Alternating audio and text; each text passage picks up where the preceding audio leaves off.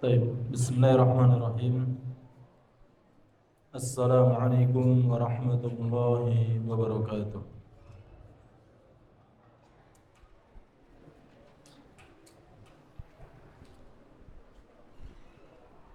إن الحمد لله نحمده ونستعينه ونستغفره ونعوذ بالله من شرور أنفسنا وسيئات أعمالنا. من يهده الله فلا مضل له ومن يضلل فلا هادي له.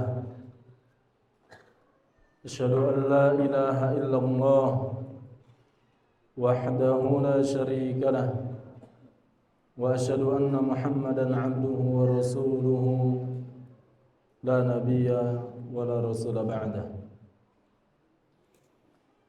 يا أيها الذين آمنوا اتقوا الله حق تقاته ولا تموتن إلا وأنتم مسلمون. يا أيها الناس اتقوا ربكم الذي خلقكم من نفس واحدة وخلق منها زوجها وبث منهما رجالا كثيرا ونساء واتقوا الله الذي تساءلون به والأرحام إن الله كان عليكم رقيبا. فإن أصدق الحديث كتاب الله وخير الهدي هدي محمد صلى الله عليه وسلم وشر الأمور محدثاتها فإن كل محدثة في الدين بدعة وكل بدعة ضلالة وكل ضلالة في النار. أيها الإخوة أيها الطلبة الأحباء, para santri dan santriwati yang dimuliakan Allah Subhanahu wa taala, Bapak Ibu. Alhamdulillah, pada malam hari ini kita diguyur hujan ya. Allahumma shayban nafi'a. Minta hujan yang bermanfaat. Walaupun secara kasat mata ngilang kecedolan, tapi tetap minta kepada Allah. Zaman Ustaz, awak besok nak ngangkit, Allah kasih hujan, minta kepada Allah. Allahumma shayban nafi'a. Baik, Bapak Ibu yang dimuliakan Allah Subhanahu wa taala, pada malam hari ini sampailah kita kepada hadis yang ke-30 atau 29. Kalau di buku Arabnya itu hadis yang ke-29.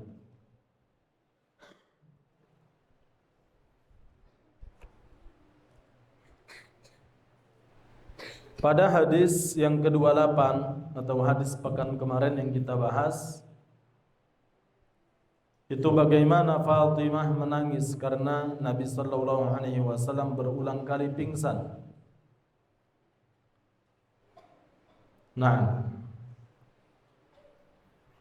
dan ada yang luput dari pembahasan hadis pekan lalu bahwa Nabi sallallahu alaihi wasallam itu Allah uji 2 kali lipat dari manusia biasa. Karena apa? Karena Nabi sallallahu alaihi wasallam juga mendapatkan 2 kali lipat ganjarannya. Wallahu a'lam. Mohon diluruskan jika di sini ada tenaga kesehatan, dokter mungkin, perawat. Kalau demam paling tinggi berapa derajat manusia biasa? Ana nggak bisa jawab Ustaz, soalnya ana jin. Berapa derajat? Kalau kita sakit, Masya Allah, sampai step kejang-kejang 30 derajat lebih ya, 37, 40. Allahu Akbar. Nabi sallallahu alaihi wasallam berarti bisa sampai 70 bahkan 80 derajat panasnya. Makanya Aisyah mengatakan apa?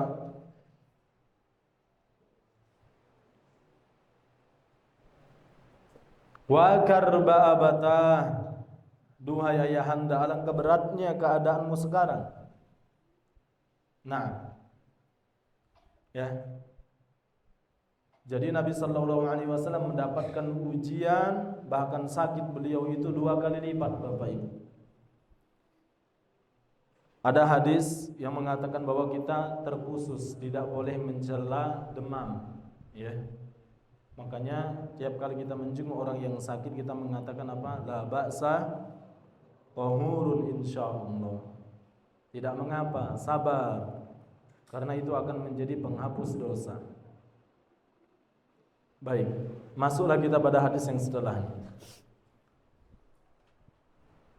Qala al-muallif rahimahullahu taala, berkata al-Imam An-Nawawi rahimahullahu taala, wa an Abi Zaid Usamah bin Zaid ibn Harithah maula Rasulillah sallallahu alaihi wasallam wa hibbihi wa ibn hibbihi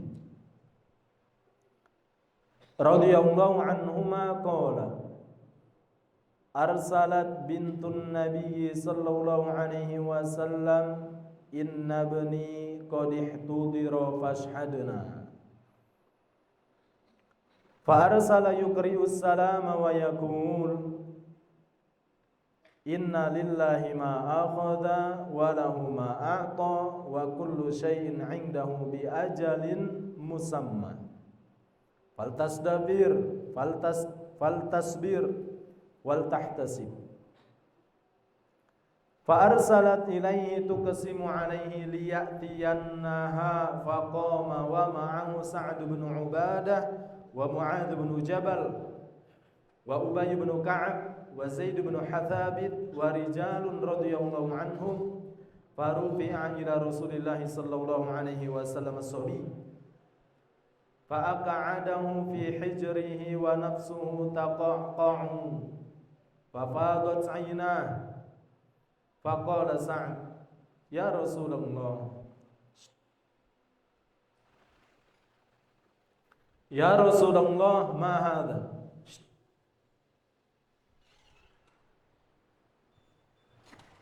faqala ya Rasulullah ma hadha faqala hadhihi rahmatun ja'alahu Allah ta'ala fi qulubi ibadihi wa fi riwayah fi qulubi man syaa min ibadihi wa innama yarhamu Allah min ibadihi ar-ruhama muttafaqun alaih. Baik, kita tidak usah terjemahkan, kita langsung bahas. Wa an Abi Zaid Usamah bin Zaid ibn Harithah, dari Abi Zaid Usamah, ya. Usamah punya bak namanya Zaid ibn Harithah, maula Rasulillah, bekas budak Nabi sallallahu alaihi wasallam. Ana tanya sama antum sekarang, Bapak Ibu, yang disebut budak di sini siapa? Usamahnya apa baknya? Baknya. Siapa baknya Usamah? Zaid. Wa hibbihi wa bani hibbihi. Baknya Zaid itu adalah orang kesayangan Nabi, wa bani hibbihi, dan orang kesayangannya Nabi ini Zaid punya anak Usamah. Itu juga dicintai oleh Nabi sallallahu alaihi wasallam. Siapa nama Usamah? Lengkapnya adalah Usamah bin Zaid bin Harisah al-Kalbi. Nah, Zaid ini usia masih kecil diberikan kepada Nabi sallallahu alaihi wasallam. Kemudian apa?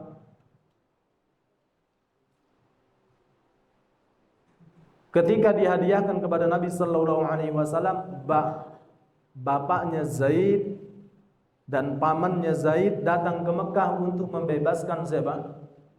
Untuk membebaskan Zaid.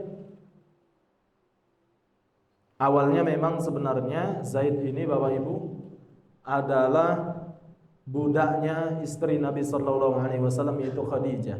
Kemudian diberikan oleh Khadijah kepada Nabi sallallahu alaihi wasallam. Bapak dan pamannya Zaid datang ke Mekah untuk diambil. Namun Zaid menolak.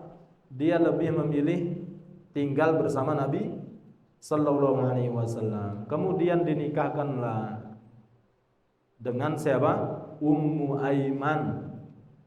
Dari Zaid nikah dengan Ummu Aiman, lahirlah yang sekarang bersama kita pada malam hari ini, yang membawakan hadis ini. Siapa namanya? Usamah. Nah, Usamah lahir 7 tahun sebelum Hijriah. Afwan, sebelum hijrah. Ya, 7 tahun lahirnya apa? Usamah sebelum hijrah ke kota Nabi sallallahu alaihi wasallam Madinah Al-Munawwarah. Makanya kata para ulama sirah, Usamah itu enggak tahu pola hidup orang-orang jahiliyah itu seperti apa. Enggak pernah jingok beliau bagaimana orang nyembah patung, enggak, makanya hatinya bersih. Dididik terus oleh Nabi sallallahu alaihi wasallam. Kemudian di antara termasuk keutamaan Usamah adalah bahwa beliaulah yang memahat cincin Nabi sallallahu alaihi wasallam. Kemudian Usamah akhirnya dinikahkan oleh Nabi sallallahu alaihi wasallam pada umur beliau yang masih sangat muda belia, yaitu pada umur 15 tahun. Nah, Usamah tentu para jamaah yang dimuliakan Allah, keutamaan yang sangat luar biasa dimiliki satu sosok ini, dan demikianlah selayaknya kita orang-orang yang beriman, kita mengenal sosok-sosok yang memiliki keutamaan, memiliki andil di dalam agama kita. Namun sangat menyedihkan di hari-hari ini anak-anak kita lebih kenal dengan pemain sepak bola lengkap dengan usia 23, usia 2 berapa belas, paham semua. Bahkan penyanyi dangdut asal Prabu Mulih tahu dia. Nah ini Bapak Ibu. Baik, langsung kita ke hadisnya. Apa kata Usamah? Arsalat bintun Nabi sallallahu alaihi wasallam. Salah satu putri Nabi mengirim utusan.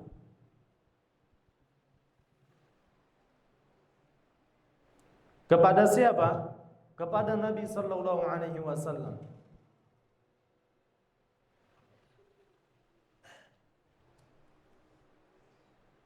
Diriwayatkan bahwa di sini yang dimaksud dengan bintun Nabi di sini adalah Zainab. Wallahu alam, di terjemahnya ditulis enggak? Ditulis enggak bahwa di situ putri Nabi adalah Zainab maksudnya? Nah, Zainab mengirim utusan kepada Nabi sallallahu alaihi wasallam. Kemudian utusan tersebut mengatakan perkataan putri Nabi, "Inna bani qad ihtudira fashhadna." Sesungguhnya anakku sudah dalam keadaan sakaratul maut, fashhadna, maka saksikanlah kami, maksudnya datang kunjungi kami. Maksudnya cucu Nabi sallallahu alaihi wasallam, kan anaknya Zainab. Fa arsala yuqri'us salam, kemudian Nabi nyuruh utusan Zainab tadi untuk balik lagi.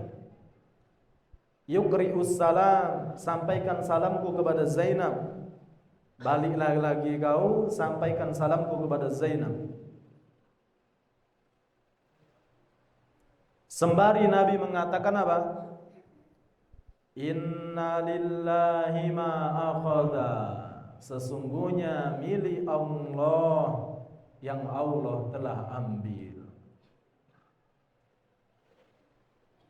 Lihat Bapak Ibu, adik-adikku sekalian, bagaimana sang ayah Nabi sallallahu alaihi wasallam mengajarkan tauhid rububiyah kepada anaknya Zainab. Inna lillahi ma akhadha, dan nasihat ini juga ditujukan kepada kita bahwa yang Allah ambil ya memang punya Allah. Jangankan anak kita, jangankan cucu kita, diri kita ini milik Allah. Bukankah yang selalu kita ucapkan apa? Inna lillahi wa inna ilaihi raji'un. Kita milik Allah dan kepada Allah kita kembali. Inna lillahi ma akhadha. Kapan Allah ambil sesuatu, yaitu itu memang milik Allah, punya Allah yang Allah ambil. Walahu ma a'ta, dan punya Allah yang Allah beri. Tapi ada terjemahan yang menggelitik. Pernah kami baca terjemahannya apa? Walahu ma a'ta, dan punya Allah lah yang Allah pinjemin. Maksudnya ketika Allah ambil sesuatu dari kita, yaitu punya Allah, kemudian yang Allah kasih ke kita itu Allah pinjemin. Maka kapan seseorang minjemin sesuatu, apalagi zat Allah Subhanahu wa taala minjamin sesuatu, kapan Allah mau ngambil hak Allah, kapan saja.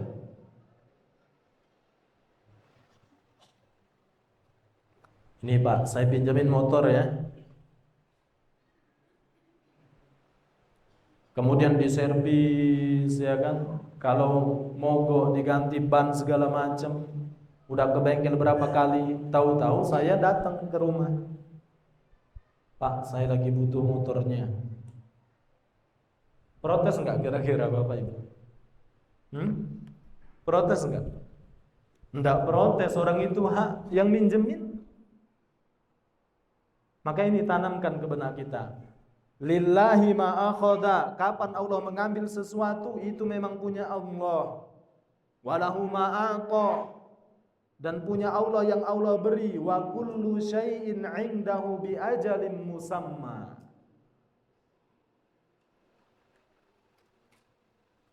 Wa kullu syai'in 'indahu bi ajalin musamma, dan setiap sesuatu itu memang sudah ada ajalnya yang telah ditentukan. Dalam ayat apa dikatakan setelah a'udzubillahi minasyaitonir rajim? Wa kullu syai'in 'indahu bimiqdar. Setiap segala sesuatu itu Bapak Ibu, kata Allah, bimiqdar. Ada masa expire-nya.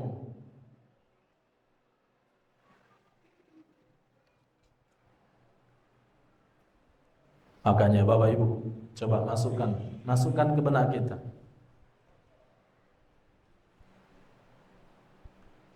Kita ini kan mudah banget ya bilang bahwa di dunia itu nggak ada yang abadi. Mudah banget, tapi itu nggak benar-benar masuk ke hati kita. Makanya kita itu kalau kehilangan sesuatu, kita tuh sakit banget karena kita ngerasa bahwa itu memang milik kita. Kita ngerasa bahwa itu selamanya. Apalagi kalau kita sedang diuji, itu Masya Allah terpuruk sekali, dak galak begawe temenung, dak galak keluar kamar, terpuruk sekali pokoknya. Padahal Allah mengatakan apa? Nabi sallallahu alaihi wasallam mengatakan apa? Wa kullu syai'in 'indahu bi ajalin musamma. Allah tadi mengatakan wa kullu syai'in 'indahu bi miqdar. Segala sesuatu.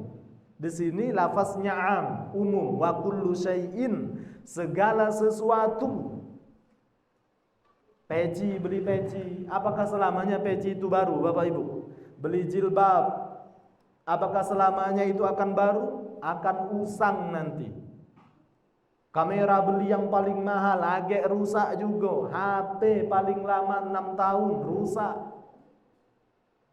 Ini kita berbicara bukan hanya tentang nyawa.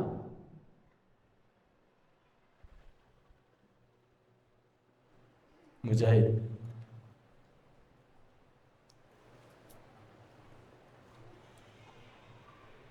Sekali lagi ada yang main-main, Ustaz suruh dia ngomong di sini.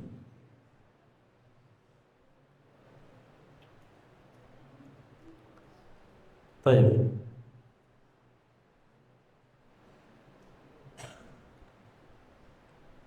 Jadi segala sesuatu Bapak Ibu, ujian pun demikian ujian. Ketika Allah uji kita, apakah sampai mati yo diuji terus? Enggak. Pasti dia bimi kedar, ada masa expire-nya. Contoh, seseorang berbeda-beda, ada yang diuji 5 bulan, ada yang diuji 1 tahun, ada yang diuji mungkin 2 bulan. Tergantung kadar keimanan kita. Nah makanya tadi, kenapa kita itu ngerasa sangat-sangat terpuruk ketika diuji? Karena kita ngerasa bahwa seakan-akan ujian itu akan selamanya.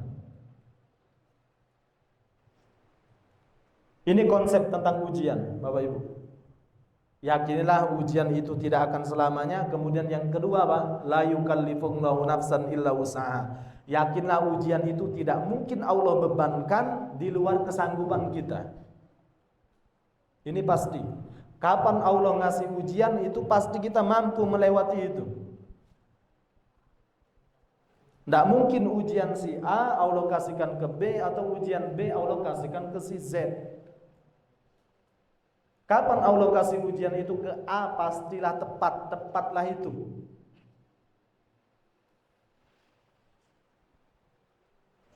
Kemudian yang ketiga ini konsepnya, bimi kedar, dia akan berakhir dengan masanya masing-masing. Ini nasihat yang sangat agung. Ya, inna lillahi ma akhadha wa lahu ma a'ta wa kullu syai'in 'indahu bi ajalin musamma. Apa kemudian pesan Nabi kepada putri beliau? Fal tasbir wal tahtasib. Wahai anakku, wahai putriku tercinta, hendaknya engkau bersabar, hendaknya engkau berharap ganjaran dari Allah. Makanya kata para ulama, seseorang ketika tertimpa musibah tidak cukup dia hanya sabar, tapi dia juga harus berharap apa? Berharap ganjaran dari Allah. Enggak cukup dia hanya sabar, tapi dia harus berharap ganjaran dari Allah. Mana Ustaz dalilnya? Apa yang diperintahkan doa ketika kita tertimpa musibah? Allahumma ajirni fi musibati wa khlufli khairum minha. Ya Allah, kasihlah aku pahala, ganjaran terhadap musibahku ini. Berarti kan diajarin kita untuk minta ganjaran sama Allah. Allahumma ajirni fi musibati wa khlufli khairum minha. Gantilah dengan yang lebih baik dari itu. Masalahnya kita ini sabar tidak, minta ganjaran sama Allah tidak, berdoa tidak. Nak ngambil pisau dapur aku nak mati baik. Apa itu? Enggak, orang beriman enggak gitu konsep hidup. Ini nasihat Nabi sallallahu alaihi wasallam Bapak Ibu. Fal tasbir wal tahtasib. Hendaknya engkau bersabar dan berharap ganjaran dari Allah Subhanahu wa taala. Kita kehilangan motor, Masya Allah, harga 20 juta. Baca doa itu. Allahumma ajirni fi musibati wa khluf li khairum minha. Sudah diambil langkah, cek CCTV, mungkin bertanya ada tak yang jingok, diumumkan di WA. Langkah-langkah untuk menemukan kembali sudah diambil, tapi tetap enggak ketemu juga, sudah berharap ganjaran dari Allah. Wa khluf li khairum minha, dan gantilah bagiku dengan yang lebih baik. Yang hilang 20 juta.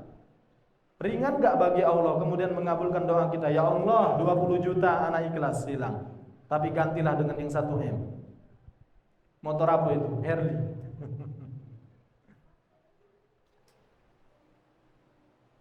Gantilah ya Allah dengan yang 1M.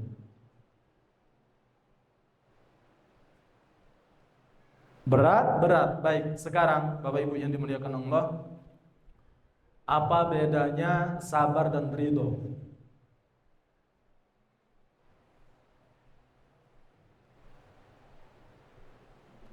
Kata para ulama, ridho itu tanpa rasa sakit. Ridho itu tanpa rasa sakit sama sekali. Dia ridho, pokoknya lempeng aja, kayak nggak ngefek sama sekali gitu.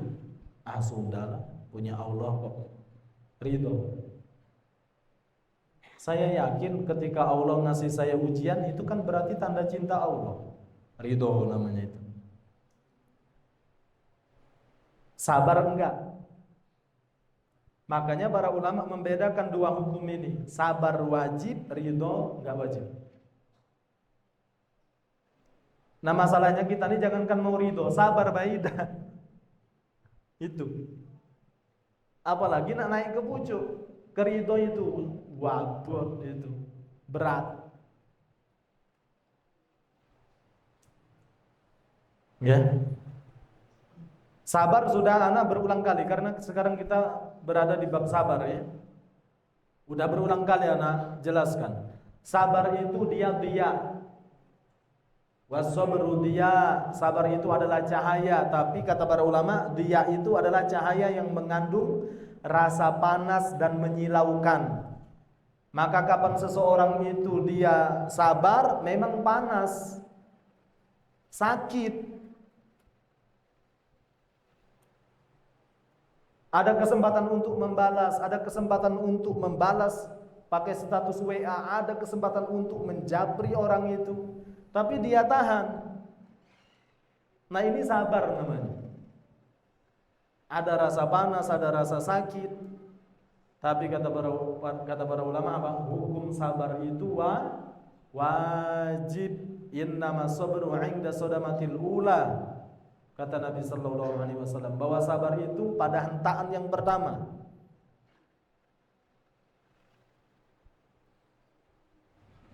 Berarti enggak ada istilah apa? Untung Ustaz, ana itu masih sabar, baru ana tonjok sekali. Kalau ana enggak sabar, udah ana injak-injak kepalanya, berarti malah nonjok sekali, itu bukan sabar lagi.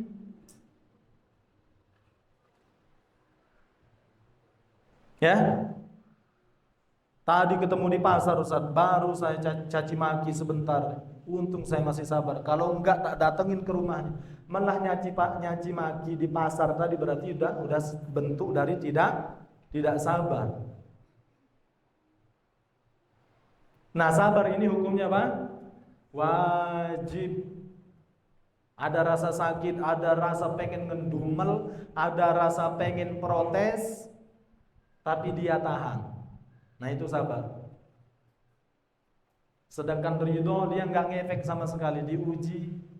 Bahkan dia bilang apa? Alhamdulillah ala kulli hal. Segala puji bagi Allah dari setiap keadaan.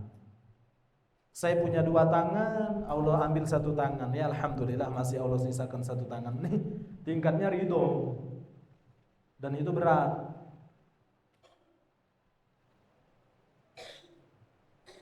Salah satu ulama tabi'in yang bisa mempraktekkan itu adalah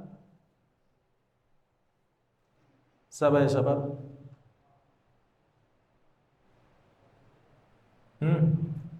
Ada yang masih ingat? Coba dimurojaah lagi. Sampai para ulama itu berbeda pendapat, apakah tabi'in ini yang lebih mulia atau Nabi sallallahu alaihi wasallam? Jelas Nabi sallallahu alaihi wasallam yang lebih mulia. Man ya Abdullah?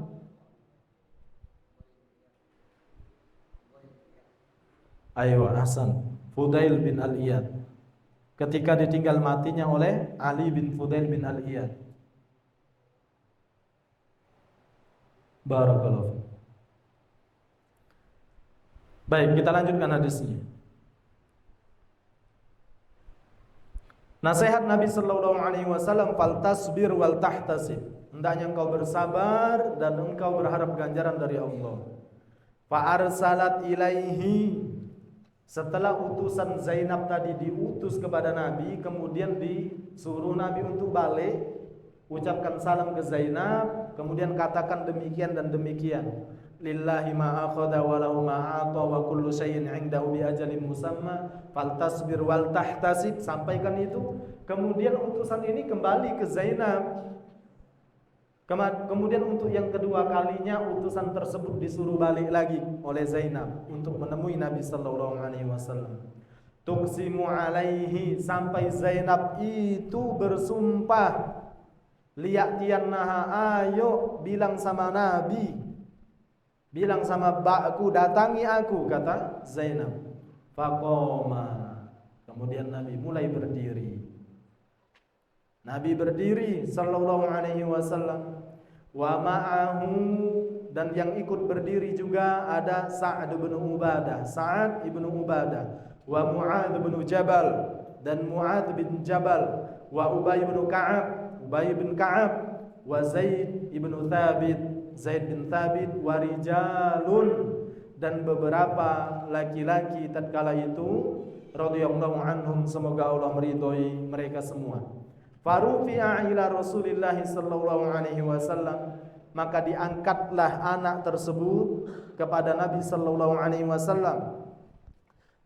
Diserahkanlah cucu itu kepada kakeknya, yaitu Nabi sallallahu alaihi wasallam. Fa'aqa'adahu fi hijrihi, kemudian Nabi meletakkan bayi itu, cucunya itu di pangkuannya. Ini wallahu alam ya, kalau bicara tentang kasih sayang, katanya kasih sayang orang tua sama kasih sayang kakek nenek itu beda. Wallahu alam, soalnya belum jadi kakek.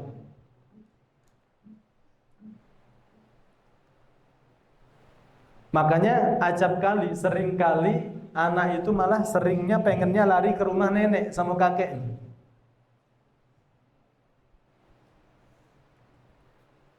Karena kalau sama kakek itu Masya Allah apa baik dibeli ke, katanya demikian. Wallahu a'lam. Baik, kebayang nggak Bapak Ibu yang dimuliakan Allah? Kebayang nggak seorang kakek kemudian di hadapannya, di pangkuannya adalah cucunya yang kemudian sudah dijelaskan di sini, nah hadisnya. Fa'aqa'adahu fi hijrihi wa nafsuhu taqaqqam. Sedangkan nafas dari bayi itu, nafas dari anak itu sudah terengah-engah. Taqaqqa artinya terengah-engah, udah susah nafasnya. Fafadat ainah, kemudian Nabi sallallahu alaihi wasallam menangis. Fafadat ainah. Sama halnya ketika Nabi sallallahu alaihi wasallam ditinggal mati oleh anaknya, yaitu Ibrahim. Apa yang dikatakan oleh Nabi sallallahu alaihi wasallam? Innal aina la tadma. Sesungguhnya air mata ini mengeluarkan airnya, kata Nabi. Wal qalba la yahzan. Hati saya sangat bersedih. Wala naqulu, dan kami tidak akan pernah mengucapkan illa ma yarda rabbuna, kecuali kalimat-kalimat yang diridhoi oleh Allah. Inilah tuntunan Nabi sallallahu alaihi wasallam. Ketika kita tertimpa musibah, jangan ngeracau, jangan protes. Karena Nabi mengatakan tadi apa? Innal aina la tadma. Mata ini mengeluarkan air mata. Wa innal qalba la yahzan. Hati sangat sedih. Wala naqulu illa ma yarda rabbuna. Kami tidak akan berkata satu kalimat pun kecuali kalimat itu diridhoi oleh Allah.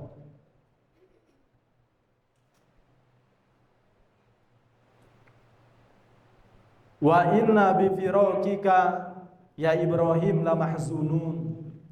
Sungguh dengan kepergian wahai Ibrahim kami sangat sedih, kata Nabi sallallahu alaihi wasallam. Ibrahim mati, terjadi perselisihan para ulama. Ada yang mengatakan di umur 2 tahun. Ibrahim meninggal dunia tepat di pangkuan Nabi sallallahu alaihi wasallam.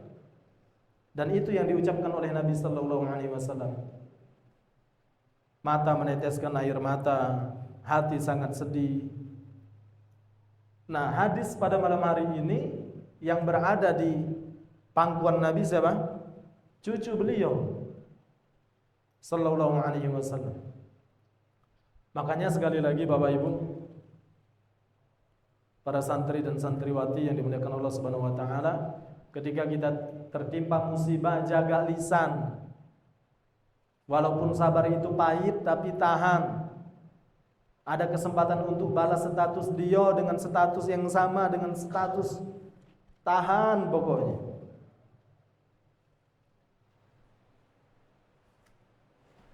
Makanya yang lebih baik ketika kita mungkin ada keles dengan orang lain, yang lebih baik bagaimana kemudian kita terus memperbaiki diri. Tidak sibuk klarifikasi sana, klarifikasi sini, habis waktu berhari-hari. Padahal waktu untuk memperbaiki diri paling cuma makan 5 menit atau paling lama 10 menit. Bagaimana caranya? Ambil air wudu, sholat, duduk baca Quran, istighfar, kemudian merenung. Caknya aku nian yang salah. Selesai.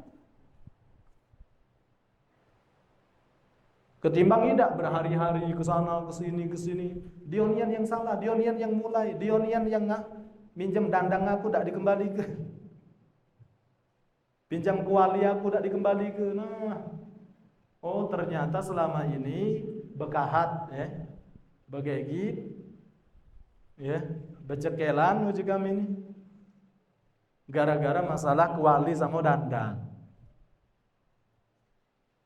Hal yang sangat sepele. Nah,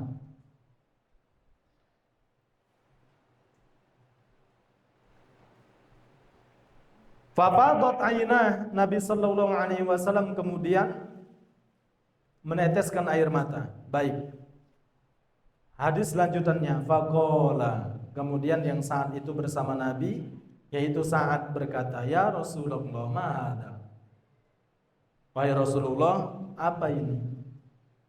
Maksudnya gini, Nabi sallallahu alaihi wasallam bukankah selama ini mengajari untuk bersabar kepada para sahabatnya, tapi dengan posisi seperti ini kok Nabi nangis?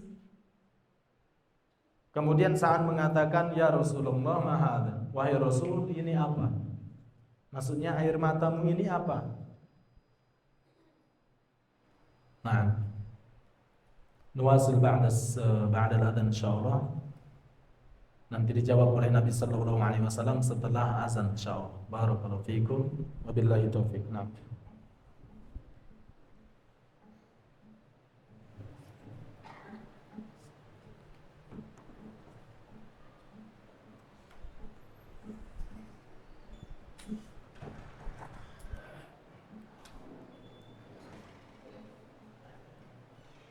Allahu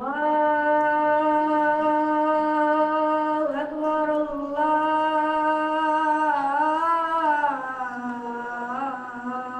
Akbar, Allahu Akbar, Allahu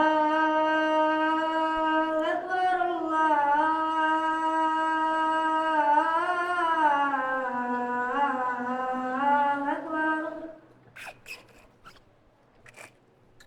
Asyhadu an la ilaha illallah. Asyhadu an la ilaha illallah.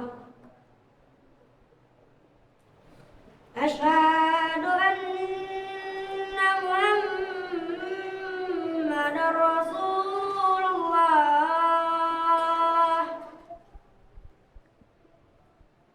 Asyhadu anna Muhammadar Rasulullah. Hayya 'alas shalah.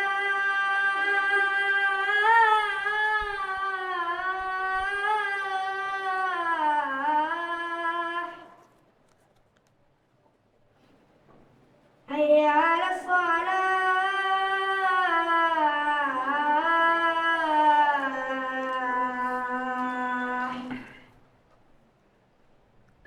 Hayya 'alal falah.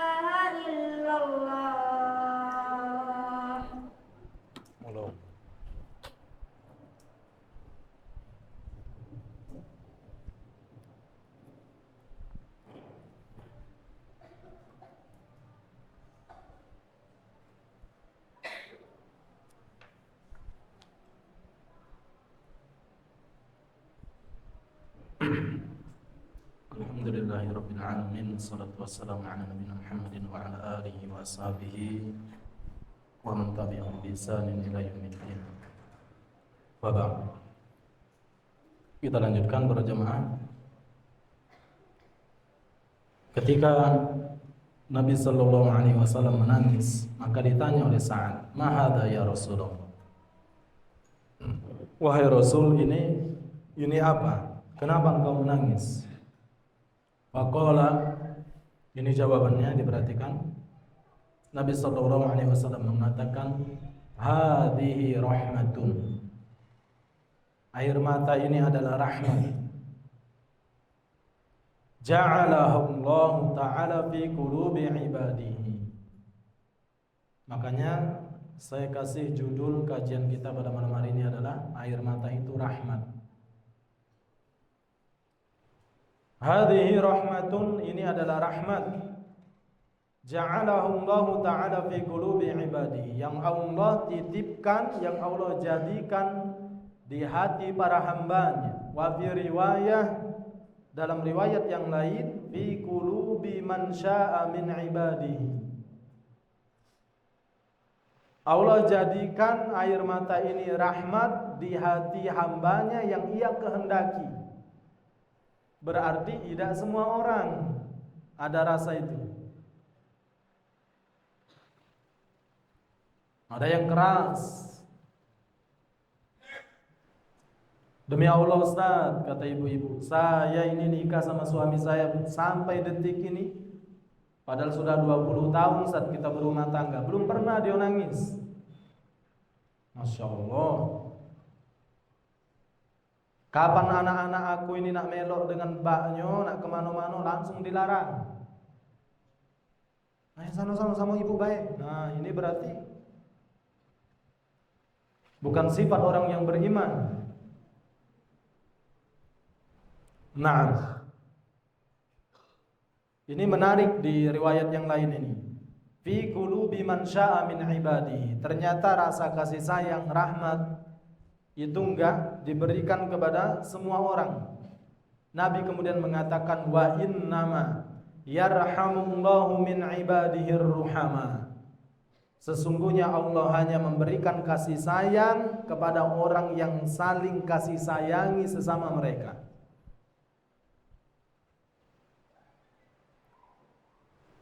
Al-jaza min jinsil amal. Hadiah itu sesuai dengan amalan perbuatan. Kapan orang enggak punya rasa kasih sayang, Allah juga enggak sama dia. Ini konsep di dalam agama kita. Nah,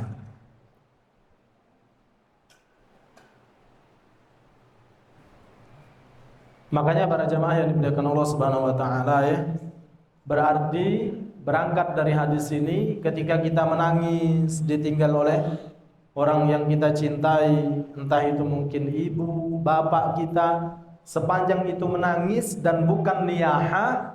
Niyaha itu apa niyaha? Siapa ada yang tahu terjemahannya? Saya paham nih, meratap. Sepanjang itu enggak bukan meratap, tak galak balik dari kuburan, nak bermalam-malam di situlah, meluk-meluk kuburan gitu. Nah, ini enggak boleh, dilarang. Tapi kalau hanya sebatas menangis, meneteskan air mata, kapan Nabi sallallahu alaihi wasallam melakukan, berarti itu bukan hal yang terlarang. Nah, wadih ya syabab, insyaallah ini cukup jelas ya hadisnya. Maka semoga Allah Subhanahu wa taala memasukkan kita di antara para hambanya yang mempunyai rasa kasih sayang. Amin ya rabbal alamin.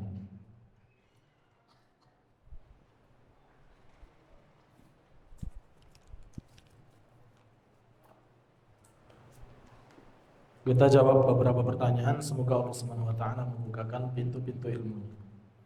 Assalamualaikum Ustaz, boleh minta tolong ulangi doa ketika ditimpa musibah. Nah, Allahumma ajirni fi musibati wa akhluf li khairum minha. Nah, Allahumma ajirni fi musibati wa akhluf li khairum minha. Sekali lagi, Allahumma ajirni fi musibati wa akhluf li khairum minha.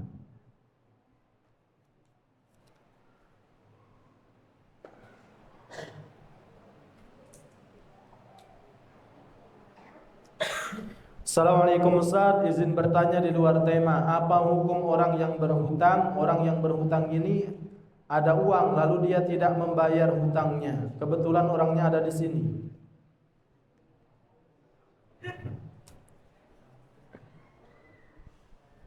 Allahu Akbar. Bayar ya. Jangan afwan akhi. Bayar yang punya hutang, ya Allah. Di dunia santri ini hutangnya berapa sih? 10.000 misalkan. Baik, gini aja. Supaya nanti tidak bersengketa habis kajian ini atau kapan datang ke rumah Ustaz. Ya. Datang ke rumah Ana, kemudian bilang apa Ustaz? Ana yang punya hutang sama dia. Ya sudah, saya enggak usah tahu siapa itu. Berapa hutang kamu? Ya tergantung. Aman, apa juta-juta tidak aku bayar ke? Cuma 10.000 Ustaz. Ya sudah, bismillah. Tapi jangan sekarang, agak malu Nah.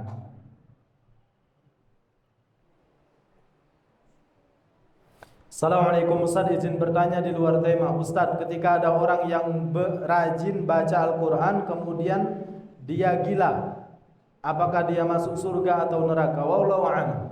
Nanti yang akan dihitung oleh Allah sebelum dia gila.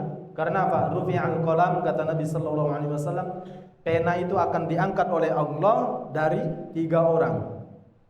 Salah satunya adalah orang yang hilang akalnya sampai dia kembali lagi akalnya. Maksudnya dari dia gila sampai dia sadar. Namun tergantung, kalau dia misalkan umur baligh. Umur baligh itu umur berapa? SD sudah ada yang baligh biasanya. Kelas 6 itu sudah ada yang baligh. Kalau zaman sekarang. Baik, nah kelas 6 SD itu sudah wajib dia sholat, sudah kena beban taklif. Beban taklif itu kena beban syariat, wajib dia untuk sholat. Kemudian ketika usia SMA kelas 1 gila. Maka yang dihitung tadi apa? Makanya yang kelas 1 SMA hati-hati. Nah, yang dihitung tadi apa? Dari usia dia balik sampai dia sebelum gila. Nah, berbeda kalau dia memang sudah gila dari lahir. Nanti Allah akan berikan ujian di akhirat. Ujian tersebut yang membuat menentukan dia apakah dia masuk surga atau neraka. Nah, wallahu a'lam. Biasanya gini ya, yang biasa baca Quran, masya Allah, sampai jadi gila, hilang akal, itu ada wali-wali majdu. Ya, kapan dia gila itu wali, baca zikir sampai puluhan ribu semalam suntuk. Akhirnya saking cinta kepada Allah, Allah ambil akalnya. Akhirnya dia enggak sholat lagi segala macam. Ini ada orang-orang sufi demikian.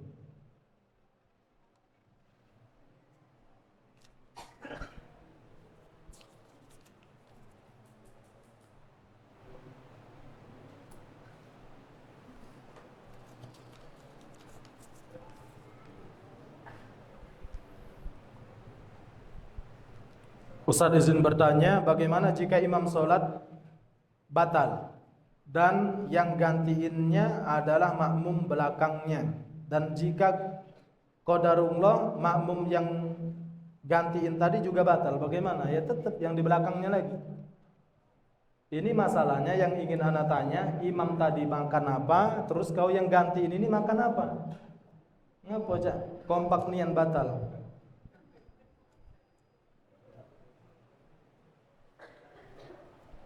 Assalamualaikum Ustaz, apakah dakwah itu susah atau mudah? Katanya dakwah itu banyak cobaan. Agak kau baru tahu ketika sudah keluar dari pondok. Ya, insya Allah tahu. Kata Syekh Abdul Wahab, beliau mengatakan apa? empat hal yang harus diketahui: al-ilmu, al-amalu bihi, wad-da'watu ilaihi, was-sabru 'alal adza fihi. Empat hal yang harus diketahui oleh orang yang beriman. Ilmu dulu, kemudian baru mengamalkan ilmu, kemudian baru berdakwah. Yang keempatnya ini pasti kita alami apa? Was-sabru 'alal adza fihi, sabar ketika berdakwah. Seakan-akan beliau mengatakan ketika engkau dakwah itu pasti diuji. Pasti diuji, dicaci maki. Makanya kita bertanya-tanya, kalau dakwah enggak ada cobaan, berarti ikut arus. Udahlah Ustaz, kalau di kampung lagi pulang tuh enggak usah bahas-bahas masalah syirik Ustaz. Berarti ikut arus. Ya. Nah,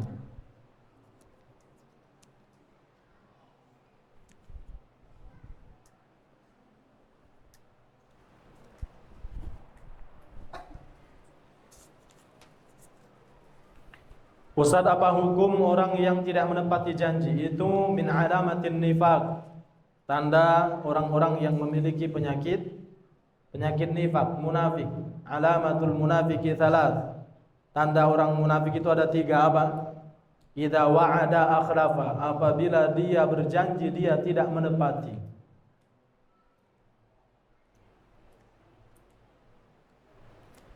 Ustaz, afwan Ustaz, mau nanya di luar pelajaran tetapi di dalam masalah pondok. Nah, apa ini? Dengerin. Ustaz, di akhwat, di pondok akhwat enggak ada bola Ustaz.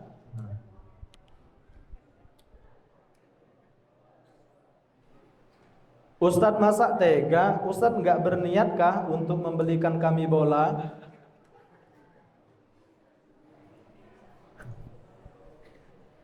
Pak Lopen dengerin Pak. Ustaz enggak berniatkah untuk membelikan kami bola kaki? Jangan bola kaki. Oh ya, ada garis miringnya. Atau bola voli. Kami enggak ada mainan soalnya Ustaz. Kasihan Ustaz. Kasihan Ustaz. Mungkin kami nanti nendang batu. Allahu Akbar. Ya insya Allah ya, dalam beberapa hari insya Allah ya. Berarti nak ngadu ke kendak itu paling ampuh ketika kajian.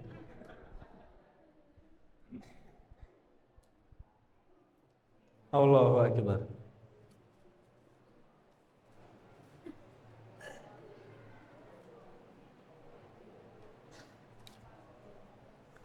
Kenapa susah menghafal Al-Quran? Ya ini pertanyaan-pertanyaan yang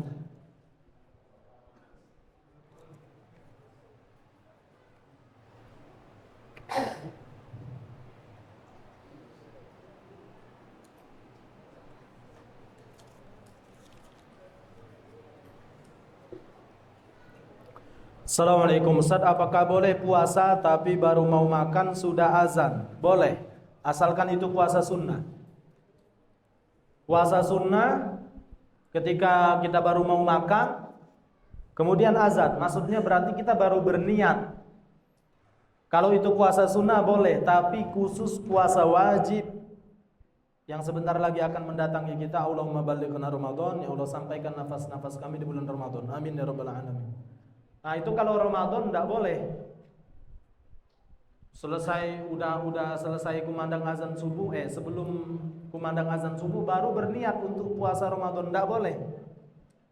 Dia harus ditanamkan niat itu dari malam. Itu kalau puasa wajib. Puasa sunnah boleh. Dalilnya mana? Karena seringkali Nabi sallallahu alaihi wasallam bertanya kepada Aisyah, "Ya Aisyah, ma indana Ya Aisyah, hal indana ta'am atau at'imah, apakah kita punya makanan?" Kemudian Aisyah mengatakan apa? Ma indana syai', kita enggak punya apa-apa wahai Rasul. Kemudian Nabi mengatakan idza ana shaim, kalau gitu sudah aku puasa saja. Nah, ini boleh dilakukan kapan? Kalau itu puasa sunnah.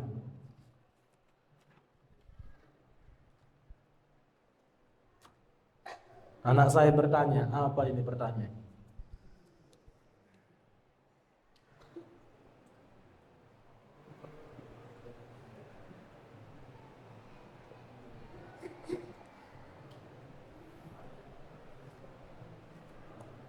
Ustadz izin bertanya, apa hukum orang melakukan kekafiran dan dia lama-lama masuk Islam?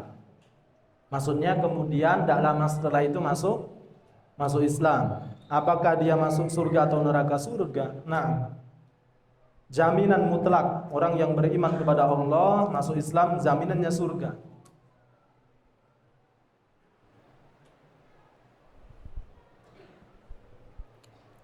Izin bertanya Ustadz, apa hukum ketika kita dibotak tapi kita tidak ridho?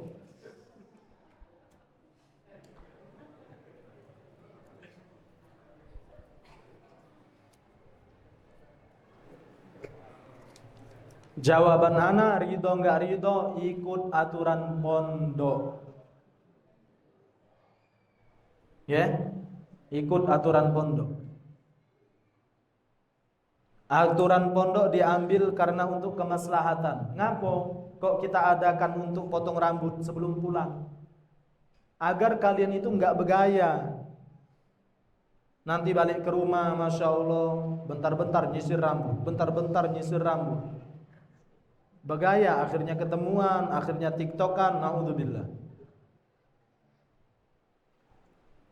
Adik-adikku fokus cuma kok di pondok ini apa? Belajar. Apa saja yang bisa memecahkan konsentrasi dari satu ini tinggalkan. Belajar. Kau ini belum dibebani pikiran nak mikir sekilo balam berapa harganya. Getah sekilo belum ada ke situ, sudah fokus saja belajar.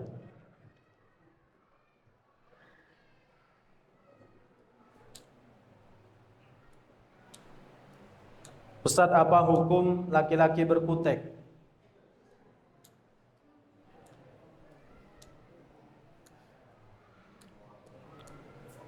Ini agak jelas, agak mungkin berkutek ya, soalnya di sini ditulisnya berketek. Allahu Akbar. Cak mana manusia ketek-ketek? Nah, kalau yang dimaksud berkutek, kutek itu yang menghalangi ini ya apa? Air wudhu, nggak boleh. Tapi kalau yang terbuat dari apa? Tanaman itu tidak mengapa insya Allah. Kami bilangnya inai. Ya, itu tidak mengapa insya Allah. Ya Allah, 5 menit lagi, bismillah.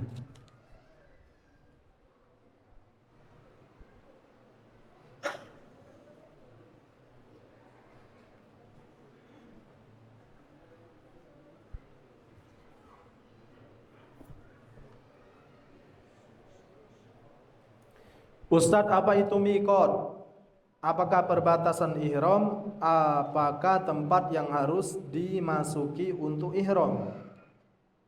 Atau apa? Karena yang ana tahu berihram itu bisa di pesawat atau kapal ketika sudah dekat dengan miqat. Ini penjelasan tentang apa umroh ini panjang lebar ya. Tidak cukup insya Allah ini sampai 5 menit ini nggak cukup. Insya Allah kalau ada kesempatan ana jelaskan di kelas insya Allah.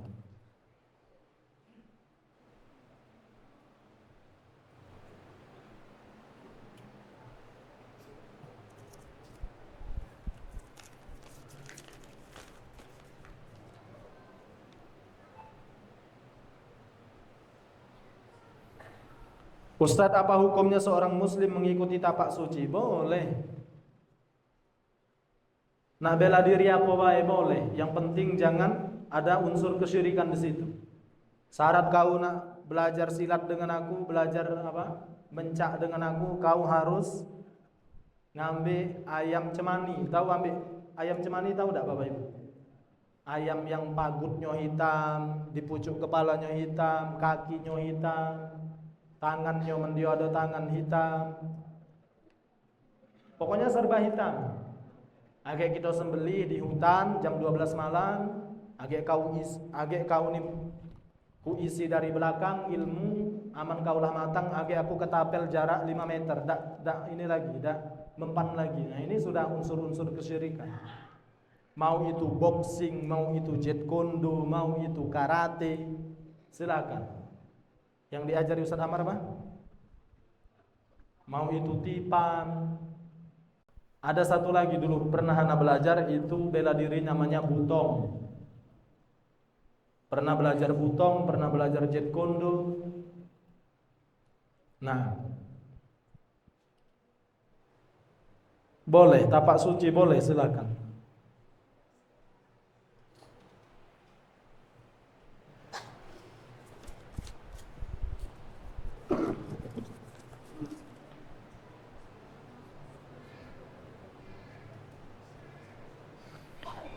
Ustadz, apa hukumnya orang menjadi mata-mata? Wala tajassasu wala yaghtab ba'dukum ba'dha.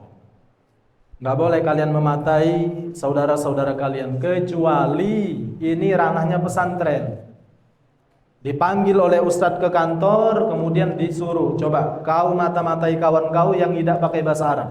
Agak lapor ke ustadz. Loh, kan ada larangannya ustadz dalam ayat. Enggak, ini enggak masuk. Ya, ini untuk kemaslahatan agar bahasa Arab di pondok itu berjalan. Nah, barakallahu fikum wa jazakumullahu khair. Ini yang bisa Anda sampaikan. Jazakumullahu khairan. Semoga Allah Subhanahu wa taala memberikan taufiknya kepada kita untuk mengamalkan apa-apa yang kita pelajari. Amin ya rabbal alamin. Subhanakallahumma wa bihamdika asyhadu an la ilaha illa anta nastaghfiruka wa natubu ilaik. Assalamualaikum warahmatullahi wabarakatuh.